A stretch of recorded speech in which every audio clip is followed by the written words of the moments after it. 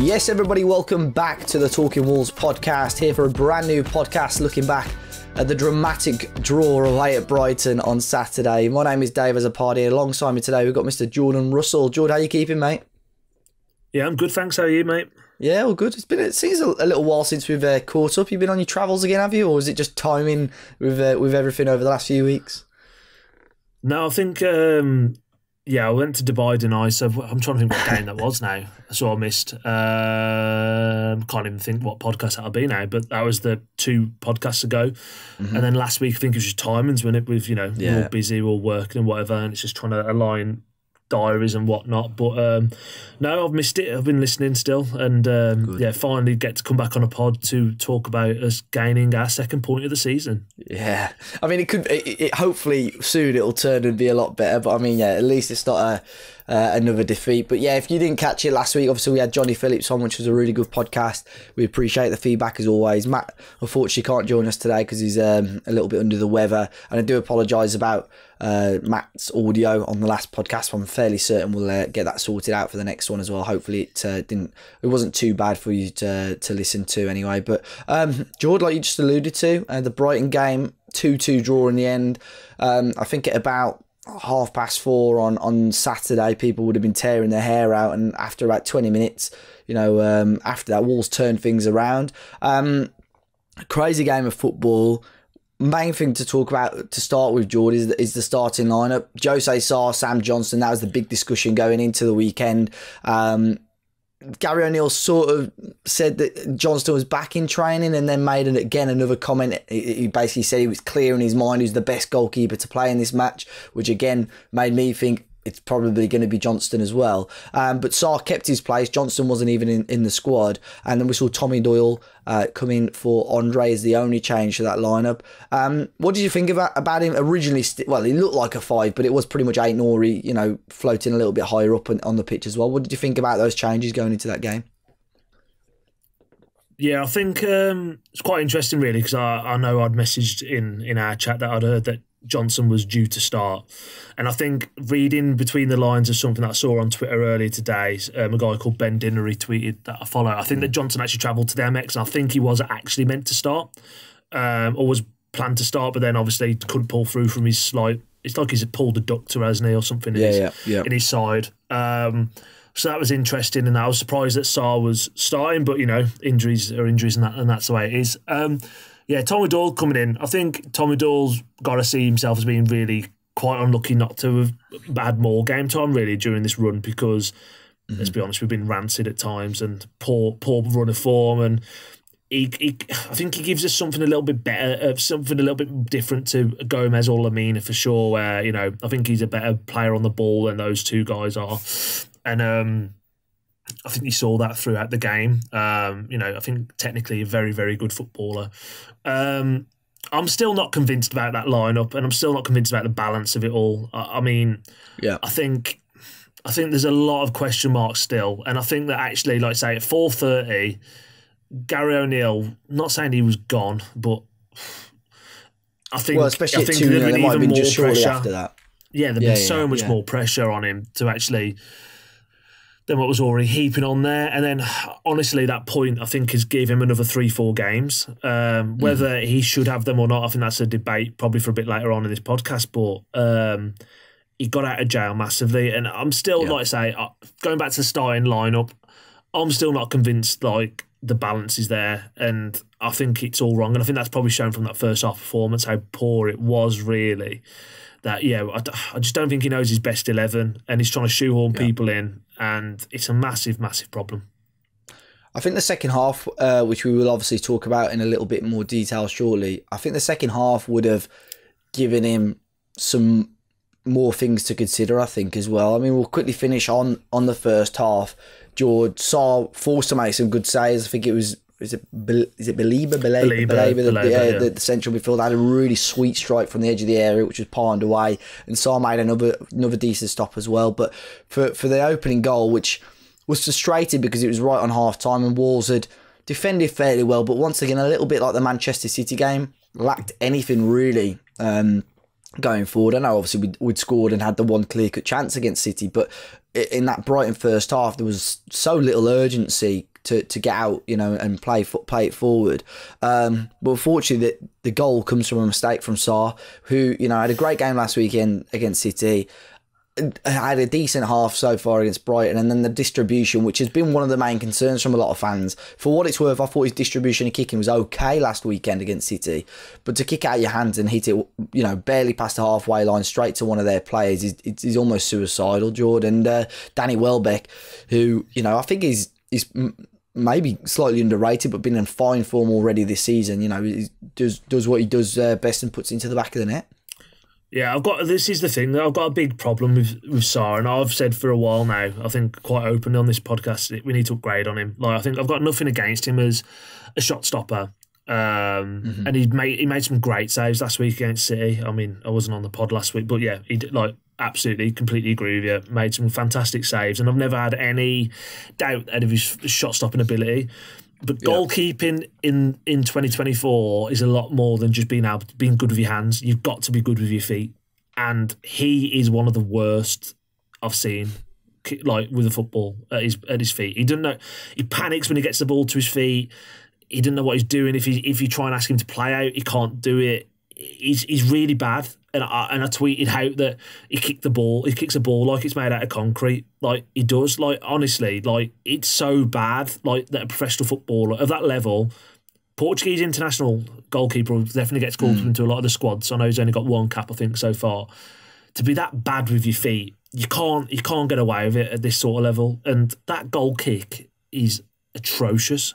And as bad as we were in that first half, you can't condone, or even from Gary O'Neill's point of view, you can't blame that on Gary O'Neill. It's purely on Jose Sarr. He kicked the ball like it was a floater on the beach. That's how far it went. It's mad. It's mental. And I know that people are sort of saying, oh, well, you've got to play Sarr. Johnson's this, Johnson's that.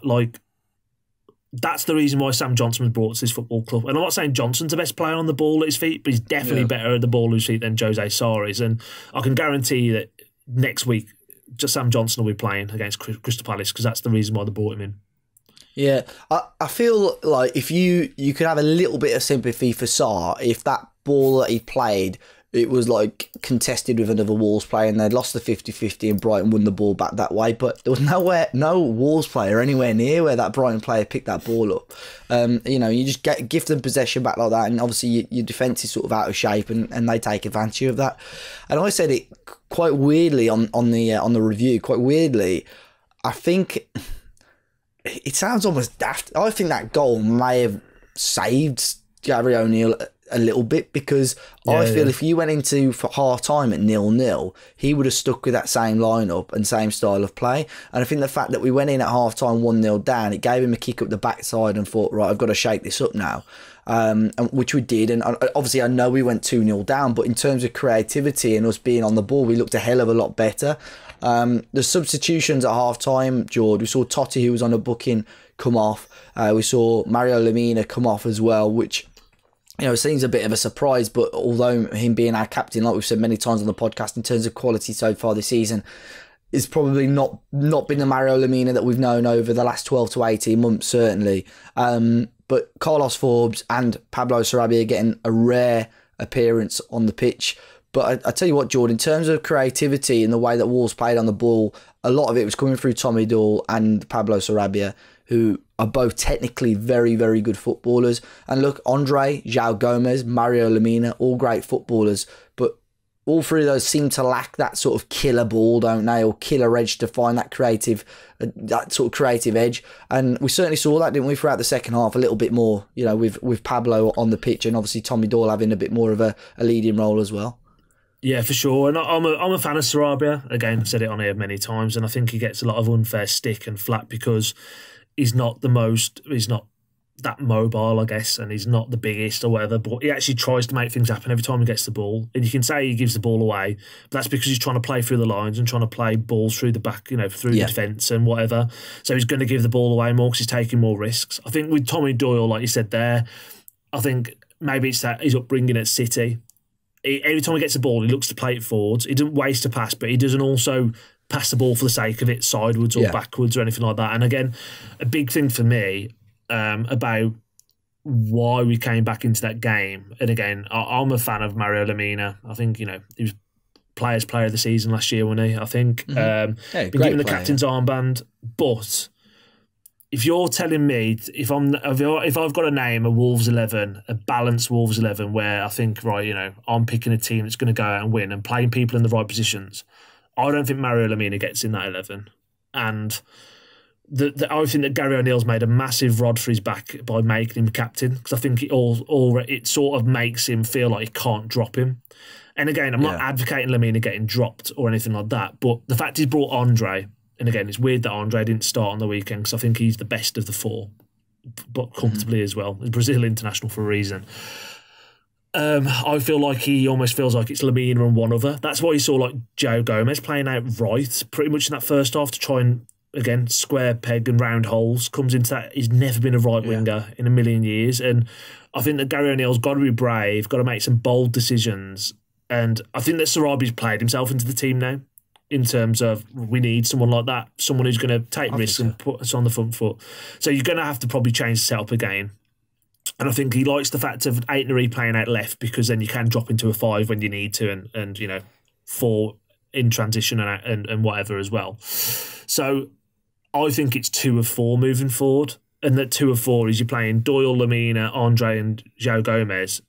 Pick your best 2 and stick with it. And as good as Doyle was on the weekend, and I think Doyle's got to start against Palace because of his performance, I think the best 2 is Gomez, and I think the best 2 is Gomez and Andre. In terms of, if you're telling me set up a team, and that's going to be a problem for O'Neill there, because I said, like, Doyle, as much as I like him, whatever, he's going to struggle to get him into a team.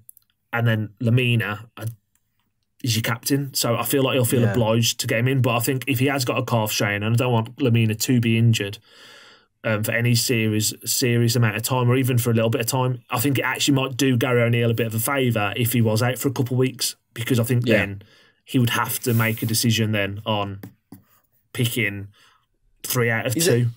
Is that why Mario came off? Is that what they've said, an injury? They've said it's like a calf strain or injury, but he should be all right. Well, I don't think it's too serious. He's not trained today.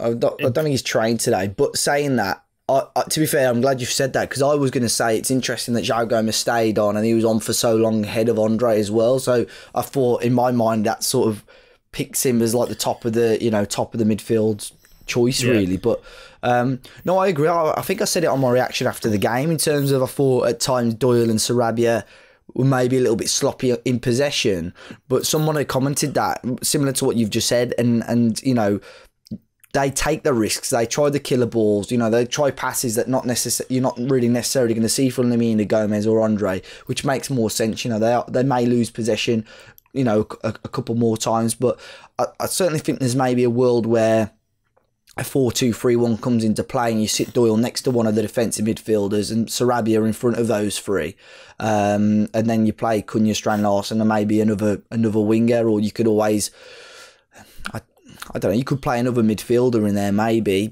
instead of the right winger. But certainly I think I wouldn't be against Pablo starting next weekend. I think Tommy Doyle will probably start next weekend, which we'll talk about why shortly as well.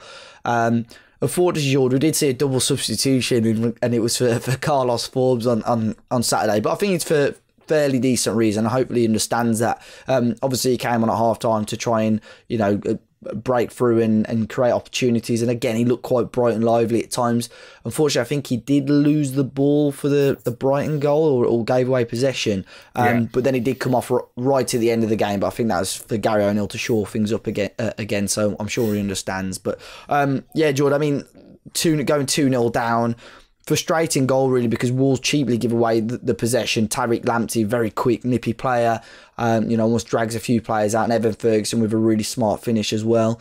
At that point, I think you're right. Now, I looked on social media, and I'd love to have seen some of the tweets, because I think at that point, you think he's under serious pressure, isn't he? And again, it wouldn't have been surprised me to see him maybe have gone if the score had finished 2-0 with the level of performance that we saw in that first 45. Yeah, sloppy goal. I think it's one that it sort of, I think you can sort of legislate for it because the game was stretched that point a little bit, and I think it's Doyle played a ball. Doyle plays a ball into Forbes, who's got his back. You know, he's got players rushing onto him. I don't think it's the best of passes really by Doyle in terms of. I don't think he helped him out really. The fact it was under pressure and he probably didn't want it there, but you'd still expect Forbes to do slightly better with it. And then I think it's schoolboy defending. To be honest with you, it just seems so easy and just so like lapsy-daisical and whatever. And like say, Evan Ferguson's took it really well. I think that was his first goal in 34 games or something stupid as well. He's not scored in a while, yeah. Yeah, so that's just typical Wolves that we'd give. And again, he's a good player, Evan Ferguson. He's obviously had a few injuries and whatever, but just typical us that we'd give someone the first goal in that many games. And yeah, look, I thought at that point he's gone. Like I just thought, you know what, he's done. Like I was playing golf and we were in the clubhouse, and as soon as the second goal went in, got in the car and just thought, yeah, he's gone. I'm going to drive home now. I only had a 15-minute drive back home, and listening to TalkSport, obviously that's when the first one goes in. Pretty much as soon as I put my seatbelt on, and the second one went in before I got to the stoop only. So it was like, what the hell's going on there? Because I was just, I was defeatist. I'll be honest with you. I just thought, yeah, he's done. And was preparing for the corner flag tweet, to be fair, by 7, 8 o'clock at night. Yeah, I know, and it's crazy how quick things can change in football. Corner comes in. Obviously, Dawson does quite well to hold it up, and then we saw Aït-Nouri, fire home. Again, in terms of numbers now, Jord, Ryan's... He's, look, it's typical that a lot of his goals have almost been, well, Saturdays wasn't consolation, obviously at Brentford and so on. But, he's certainly getting those goal contributions. And that was a big thing towards the end of last season, wasn't it? He was showing some serious quality, playing up front in certain games as well, because he, technically such a fantastic footballer, but just almost letting himself down slightly with the lack of assists and goals. But, he's up there now. Just seems to be the right player at the right time over the last few weeks. Yeah, he's got a knack of being in that right place, and I think he's very talented footballer, as we all know anyway. And I think last season, that was probably the one thing you'd say about him, which is mad as a left wing back. I mean, come number 10 last season at times. His finishing just let him down a little bit, but he's at, I think he's got 6 goal contributions in his last 9 games, something like that. So he's flying. And the frustrating thing for me is the fantasy football video I did at the start of the season. I said he's the number 1 pick for everyone to have, and I've not had him in my team all year. And I'm like, well, I need to put him in now because he's just proven me silly. But yeah, look, he took his goal very well. I think Dawson, I've made it clear for you. I think, he's just so good in both boxes when it comes to set pieces. He's always going to be dangerous and kept the ball alive, and Aït-Nouri's stuck it in the back of the net. And like I say, it gave us that bit of hope. And then we know what happened a couple of minutes later. Yeah, in terms of fantasy Premier League, I think Aït-Nouri and Cunha, who we're about to speak about, are the 2 hot picks at the moment, especially with the run of fixtures Wolves are about to have, which does look favourable. But yeah, Cunha, Jord. I mean, it's not all about Cunha though. I think this goal is almost all about Tommy Doyle. Like you said, going for Wolves, trying to get something out of the game, and somehow it ends up being a 4-on-1 situation. Brighton attacking with 4 attackers, and Tommy Doyle the only man back. I think you would have put your house, your life savings, everything on Brighton, putting a chance away and killing them the game off there, and somehow Tommy Doyle intercepts it, plays that ball through to Cunha, backing off, and he fires it home via a slight deflection. And I was at home with my brother watching it, and it's one of those where you standing up and started to celebrate, because you didn't really celebrate the Aït-Nouri goal because you think the game's done anyway. And brilliant when that went in as well. But unbelievable work there by Tommy Doyle, Jord. I'm not gonna worry too much about where our defenders were for now, but the fact that Cunha, he came close a couple of times. He looked threatening, and I think we posted a stat on Talking Walls. Only Haaland has scored more league goals away in the Premier League other than Cunha since the start of last season. So it shows how pivotal he's been, and how he knows how to put the ball in the back of the net, Jordan. And I'm glad that him and Strand Larsen, albeit not Saturday, but has scored goals. Him, Strand Larsen, Aït-Nouri as well getting involved. Although it's all doom and gloom in terms of the league table, we've still got players putting up the numbers at the moment. Yeah, and he's one of those players, I think, Cunha, where he's just... We know he's a talent, and we know he could probably play for a team a lot higher than we are in the league at the moment. But I genuinely think he wants to be here. But I don't get the point of. I don't think he sulks. I don't think he.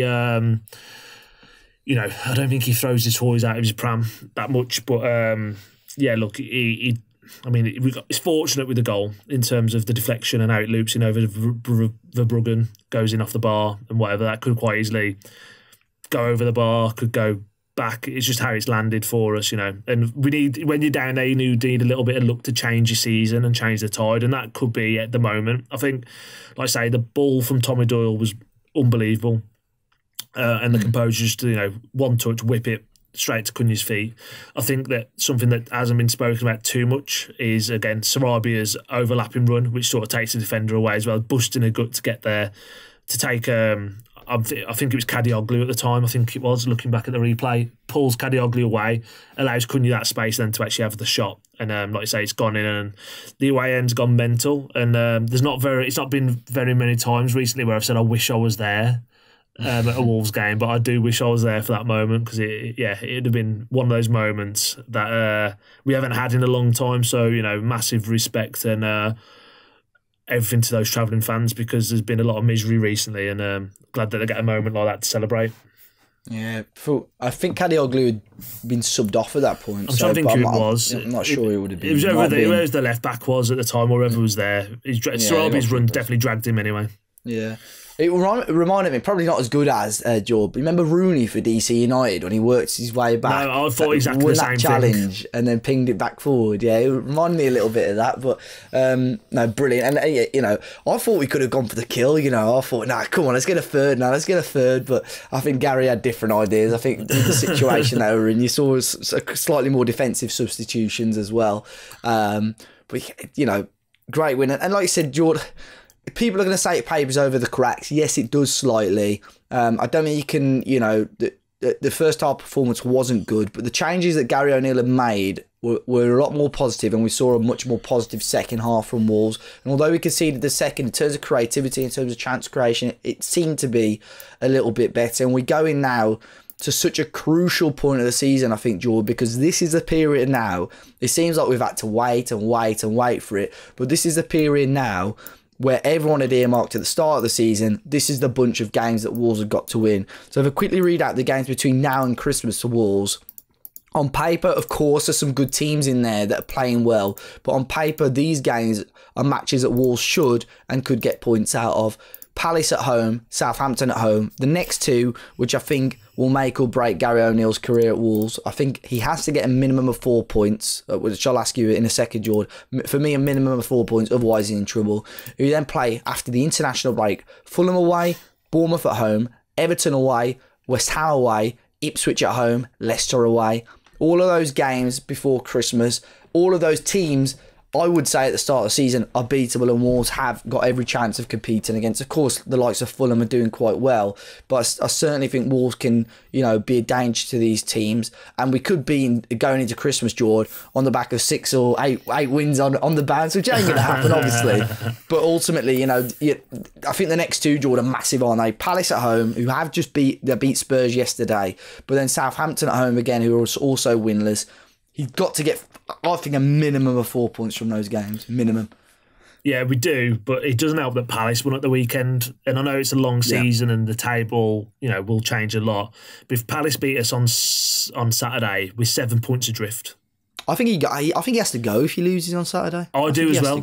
I really do as well, because if you're not going to pull the trigger then, when are you going to pull it? And, I mean, the table never lies, right? And I always think that, you sort of say, give it 10 games for the table to settle down. And again, I know who we've played, and I know we've had a harder start to the season than most fixtures-wise, but points are points, and it doesn't matter who you play. The table don't lie, and if we're 7 points adrift after 10 games, that's a sorry state of affairs, and we can't lose to Palace.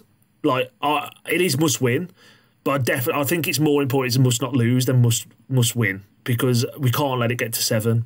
I think if you're going to get 4 points, I think you take the point against Palace and you beat Southampton. I think we'll get 4, but I think he actually needs 6.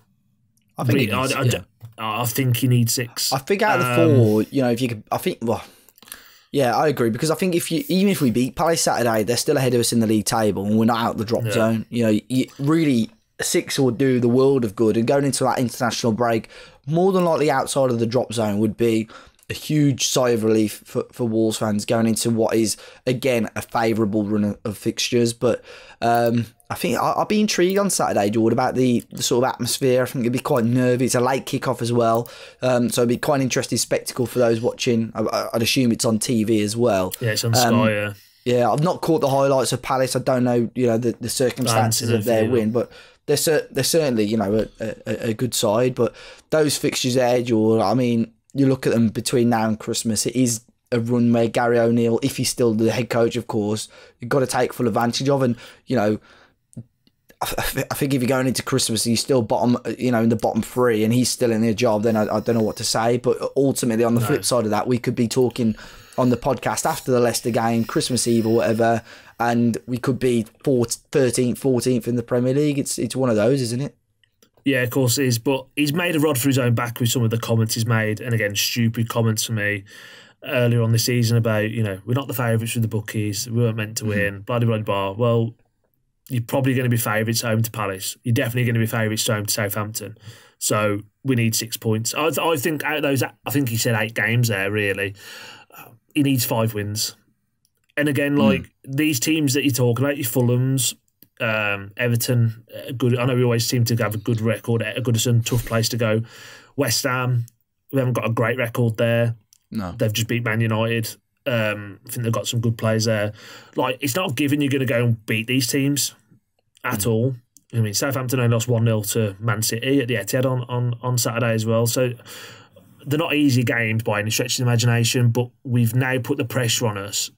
I think he's put the pressure on himself as well. We've got to win these games. There's no excuse. And I like we said already, Dave, I think if he loses on Saturday, I think he's got to be sacked. It'd be so toxic on Saturday. The boos will be ringing out, I think, at full time if Wolves lose. But, if he's going by that bookies analogy, I would assume, without being me being an expert, I would assume Wolves will be favourites for the next 2 weeks anyway, especially being the home side. That's what I said, I'll definitely say Southampton. I'll have a quick look whilst we're doing this now. I think he needs a minimum of 4, depending on level of performance and so on. But yeah, Palace have been a bit ropey, and I think certainly, in terms of goal scoring, they're the level lowest scorers alongside Southampton so far. Defensively, they've been okay. But that's what, if we could shore up defensively, goal scoring, I have no problem with. We're the second highest goal scorers in the bottom half of the table. We've scored more than Forest as well, who are in 7th place. In terms of scoring, we're okay, but we have got the worst defensive record in the Premier League. So ultimately, we need to shore that up. But we have had massive defeats, obviously, and conceding many goals in certain games. So I am intrigued, Jord. I'm hoping that he can prove us all wrong. Of course, there's so many comments I get. Even I was getting DMs saying, I know we've drawn, but I still think he needs to go. And a lot of the comments, there's one guy who I think Neil, his name is, and I appreciate the support, Neil, on the channel, but as soon as the videos drop, first comment is GON out. So I don't think Neil's a fan of him, to be honest. But yeah, I'm hoping, and I, like I've said before, I think fair play to the club for giving Gary that opportunity to try and turn things around. But he's got 2 games, and these 2 games will make or break his time at Wolves. We'll move on to the questions, Jord. There's some on Twitter, but we've had quite a few on Instagram as well. We'll try and move through these and try and get him in as many as we can as well. So on Twitter, we've got Gully, of course, contributed to Talking Wolves. In your opinion, what was the main factor in the change of performance between the first half and the second half? Jord, I think there was a clear... not so much change in shape, because I think Aït-Nouri was obviously playing a little bit higher, so it was pretty much a back 4, but a bit more of a structure to it, but a lot more creativity as well. So for me, I think the introduction of Sarabia, which I've already mentioned, I think is a massive part. And of course, moving João Gomez to actually a position that's his trade and not as a right midfielder as well. Yeah, I think he's just playing people in the correct positions, and you're going to see the best out of them, and that's exactly what happened. And whether that was by fortune and luck because he sort of had to, or whether it was tactical, I think it was more. I think he got lucky generally on the weekend. But I think, like I say, I've already said, I think Sarabia's played himself into the team now. I think you've got to stop playing people out of position. Stop with this nonsense. The balance in that midfield has been so wrong. As hard as some of the games have been, he's been trying to shoehorn people into positions that just hasn't worked. And you got to be bold, you got to be brave, but just pick your best team. And if you're gonna pick people, just pick the best player for that position, not because it's like the club captain or anything like that. I think you got to get bold with that, and you might upset people, but yeah, I think like you say, it's the creativity side of it. I think bringing Sarabia on was the catalyst for changing performance. I think it was a really good 45 minutes from him. Yeah, I think he'll be disappointed. Massive links with him. Obviously, his contract runs out at the end of the season.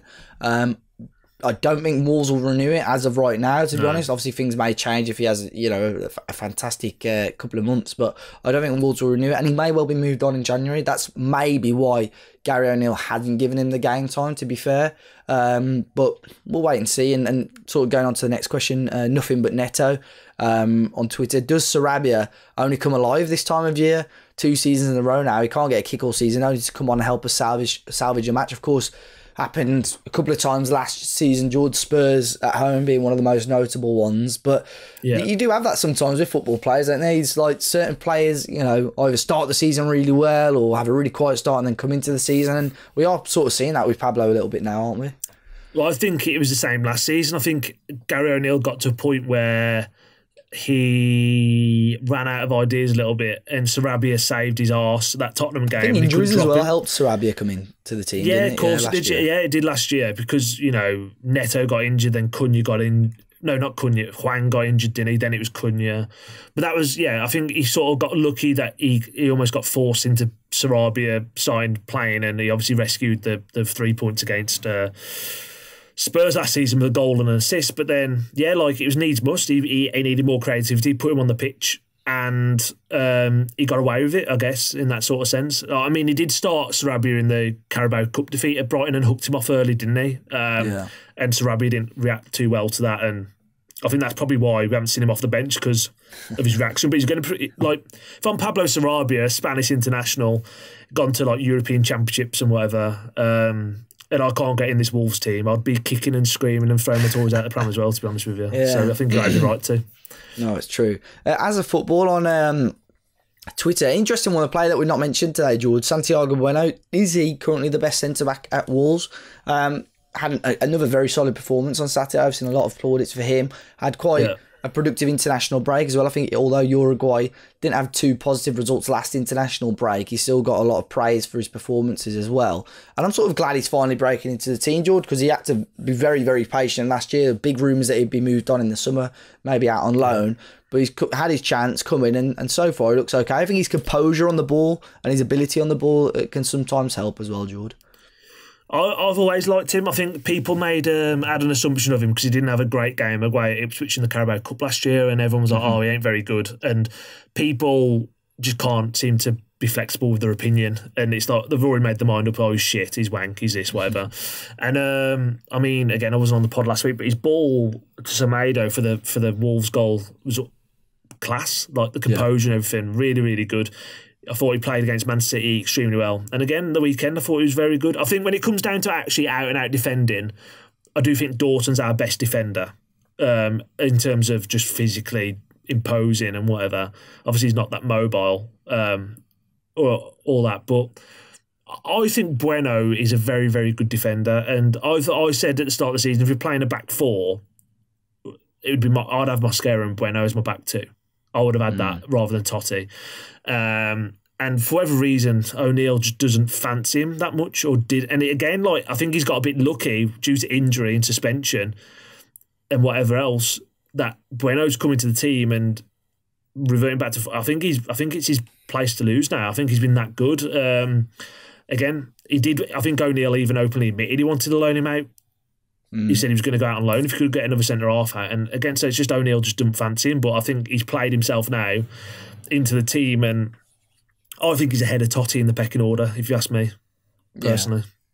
Yeah. I've been intrigued. I sort of alluded to that sort of more attacking lineup earlier on. I think they could, and I actually don't dislike the idea of Totti being left back and Aït-Nouri a bit further up. So I think what you could play, for argument's sake, on Saturday would be whoever. I'm not going to have a debate about the goalkeeper. Obviously, Johnston or Sarr in goal. I think Totti left back, Bueno, Dawson, and Semedo at the back 4. Your midfield 2 are probably Tommy Doyle and any of the three of João Gomez, Andre or Lamina.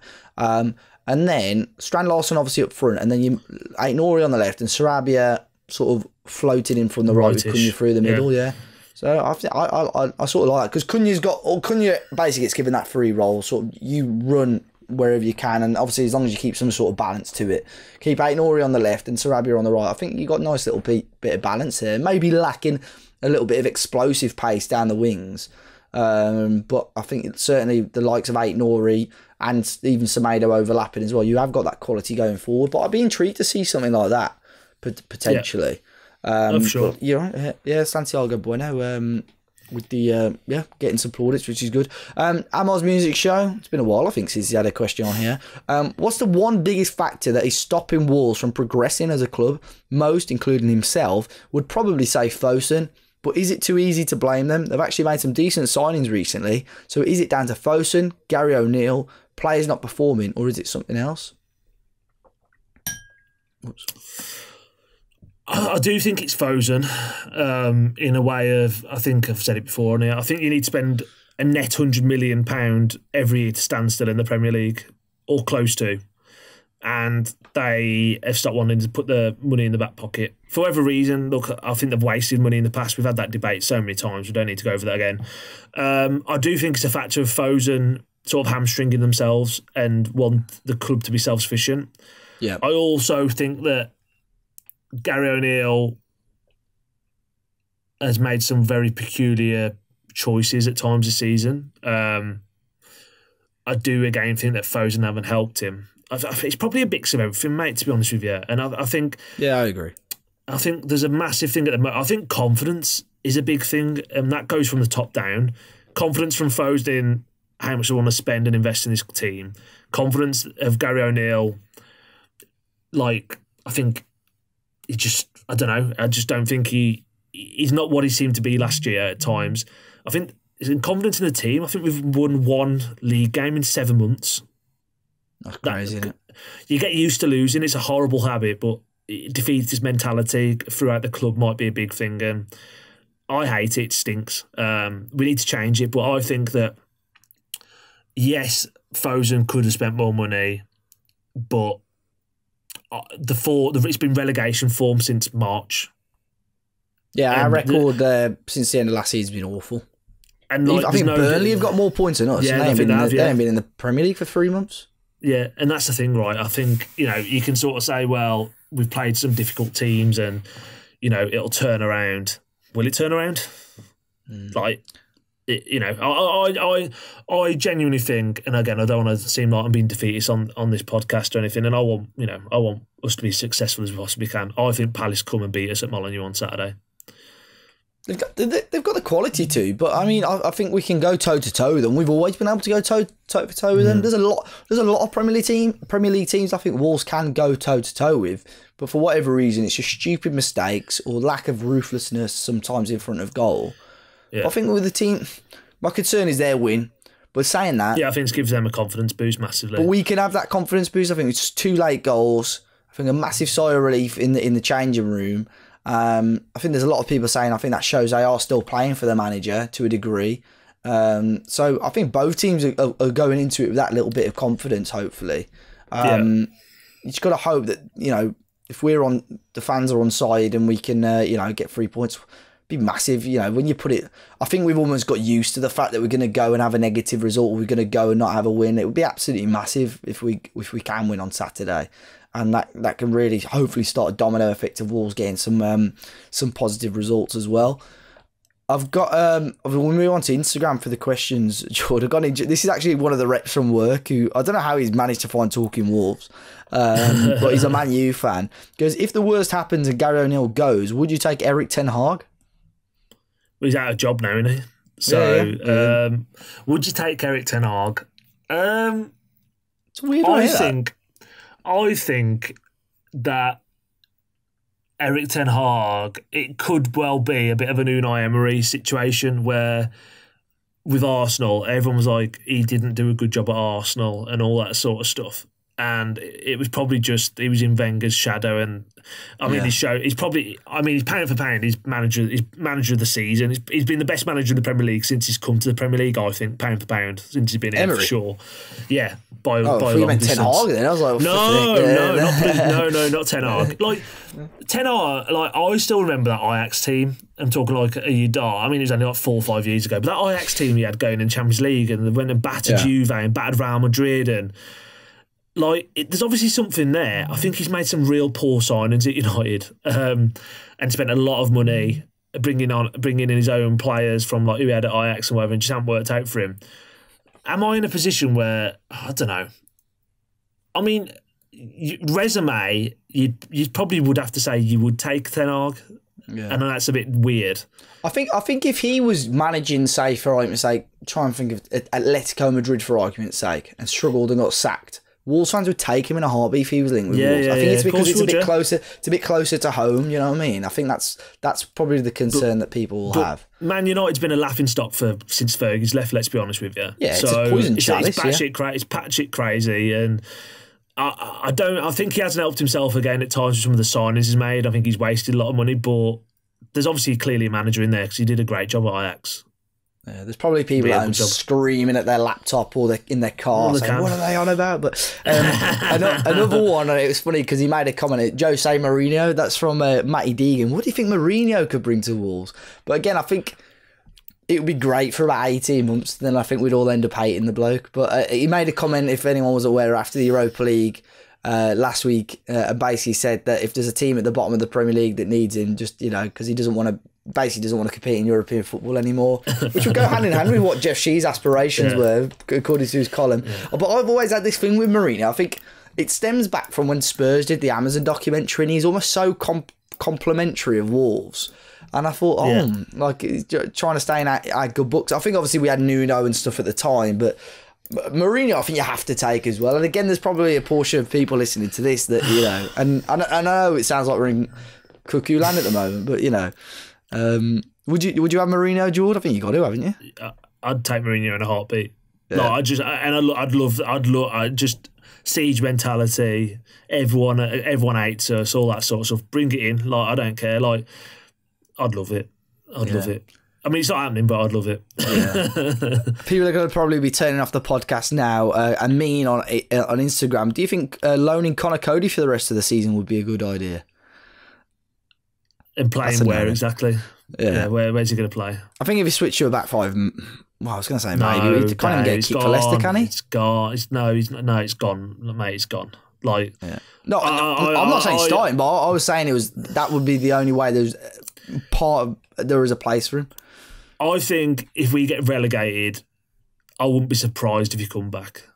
Yeah, but I know there's a lot of people that sort of hate a little bit on Connor Cody, which I always find weird. Like, best captain in our lifetime. Like, what a bloke. But yeah, no, not for where we are. True. Matty Hackett, does Johnston walk back into the side? I hope not. He's the biggest fraud going. I'd play Johnson over Sarr, so that's it's interesting because I'm not overly bothered either way out of them, to be fair. Like, I don't mean there's a massive amount in them. I felt Sarr, I was surprised obviously when he got his place in City, but obviously it was injury related. I just felt he should have started, which he did, but he deserved to start against Brighton because I thought he played well. But yes, he made some good saves, but he dropped the. I still part of me just has that feeling, and I think you know as well, Jord, that Gary O'Neill, in his eyes, Johnston is the number one. Johnston's number one. Like, whether fans like it or not, it's Johnson. And after that Man City game, I was like, you know what, Sarr played excellent, and that's sort of the reason why people like Sarr. Shot stopping ability, very, very good. But then you get the nonsense at Brighton, like he did at the weekend, and you're like, fuck me, that's why I wanted him. That's why I wanted him replaced. Yeah. That's not going to move. Like, he's good for a good 5-6 ricks a season. Give away a few penalties as well. That's like, I'm just being honest with everyone. Like, Johnson will be playing because he's better at the ball at his feet than Sarr, and I think there's a completely. I absolutely agree with. There's a debate whether he's a better shot stopper than Sarr. I don't think he is. No, but he's so much better on the ball than Sarr. And even and I'm saying this, Johnson's not perfect on the ball, but he's such an upgrade on the ball than Sarr. Like, that's why Johnson's going to play. Yeah. I like this one. Finley Lewis on Instagram as well. Best scran that you've ever had at an away match. So I've been racking up. Where was it? I think Palace, Jord, the one year we went. They did a nice cheeseburger there, you know. But saying that, the one we went to, I'm sure was that Palace? Because the concourse was awful, and they had it was in foil. I had a cheeseburger in foil, and it was actually quite nice. But Burnley away, it's not in the ground, but they've got some really nice food places down in Burnley by the Royal Dyche, the pub. There's a nice little food trailer there, which was nice. I don't tend to do food at football matches in general, to be honest. Nah, not really. I remember years ago when we were at uni, we used to always go to kiddie areas. So we were at Worcester Uni, and there's Wolves fans, Albion fans, Villa fans. So we'd go, if it was a Tuesday night game, we'd go to kiddie areas because they're 25 minutes from Worcester. And they had the best pies in the land, rated for years and years, and that was good at kiddie areas. I'm trying to think of any away scran really. I did kiddie areas again. This isn't really match related, but I did an event for prostate cancer a few years ago. They started the event at Kidderminster Harriers, but it was 8 in the morning. I got there and I had the best all day breakfast sandwich. I had the best, so it was genuinely the best. Bacon, egg, sausage, tomato, and it was unbelievable. And that's from the caterers there. And I remember there being a comment about the pies there. I used to like a Balti pie every now and then, but I don't know. It's I very rarely. I just think I barely buy a pint, and I think it's probably because I'm tight more than anything, to be honest. But I think the prices of the food as well. I'm there I tend to have, again, not on away ground, but if it's an evening game coming away from the Molineux, I'll always, because I park by the back of the Sainsbury's and whatever. There's up towards past where the barricade is at Waterloo Road, whatever that stand is there. They do a foot long hot dog. That's usually good. Yeah. But that's just of a night game when I'm a bit peckish. I've got a 30-minute drive home. I'm go on, I'll have one of them. Away scrap. Yeah, I very rarely eat, honestly, away at a ground. I just never done it. Yeah, but I think the one. I mean, it's only because it was only a few months ago. The Burnley sticks out in my mind. But I'm sure there'll be people in the comments as well. Who have their choices, and even around Molineux, I think I'd just normally a Greg's for me, to be honest. I like the Masala Express. I've only had it a few times, but the Masala fries and stuff like that. But that's shot up in price now. Mad money now, that is, I'm afraid. I think it's £5 for a portion of chips or something like that. It's mad. I'm sure that hot dog's £6 now for a hot dog, and it's stupid. Yeah, nah, I'll just wait till I'm home and make something. Yeah. But Jord, that's all. I think we've done well there between us. We'll be back, all being well. Well, we will be back next week, and hopefully we are celebrating finally Wolves' first league win of the season. Of course, as we welcome Crystal Palace to Molineux. If you are watching on YouTube, be sure to hit the like button, subscribe to the channel, and let us know your thoughts in the comment section down below. If you're listening on Apple or Spotify, be sure to leave us a 5-star rating as well. You can follow us at Talking Wolves everywhere. Jord, where can people find you if they wish? Yeah, so at JordRuss7 on Twitter and Instagram. And I'm at Dave as a party on Twitter and Instagram as well. And guys, look after yourselves. Enjoy the rest of your week. And fingers crossed it's 3 points on Saturday. Come on, you Wolves.